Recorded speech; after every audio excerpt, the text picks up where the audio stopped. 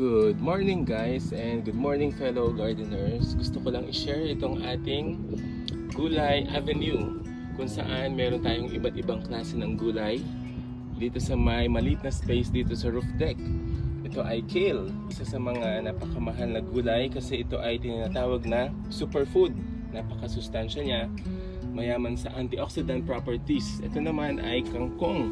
Napakamahal din ito sa mga Chinese restaurants kasi ginagawa itong Korean style stir-fry kangkong with sesame oil and sesame seeds. Ito naman ay pechay. So around 1 week more pwede na silang i-harvest.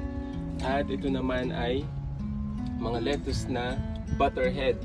Pwede na rin silang pang samji around next week. Itong pechay ay pwedeng panggisa sa mga sardinas. So ito yung second level, mas late silang na-transplant. At ito rin yung mga iba pang kale.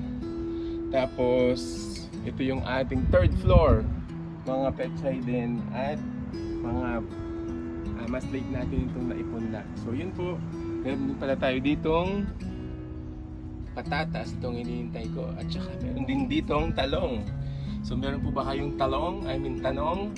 Just comment down below at we will try to answer. God bless po and happy gardening!